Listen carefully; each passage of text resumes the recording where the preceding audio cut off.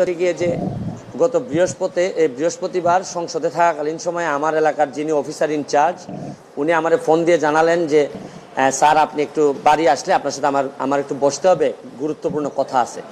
তো শুক্রবারে আমি বাড়ি যাওয়ার পর উনি দুপুরবেলা আমাকে বললেন, আমাকে একটা মেসেজ দেখালেন যে উনাকে একটা লোক 2-3 দিন ফোন করার পর উনি যখন আমলে নিচ্ছিলেন না তখন উনারে একটা মেসেজ দেয় যে ওই লোকটা, অজ্ঞাতনামা লোকটা আমার সাথে দেখা করতে চায়, কথা বলতে চায়, দেখা করতে চায় না, কথা বলতে চায়। তো ওসি সাহেব আমলে নেননি। পরে যখন মেসেজটা দেখছেন, যে মেসেজের মধ্যে আছে, দেখা যাচ্ছে যে একটা কন্ট্রাক্ট কিলার গ্রুপ যারা হায়ার করা হয়েছে তারা নাকি অ্যাক্টিভ, তার বক্তব্য অনুযায়ী।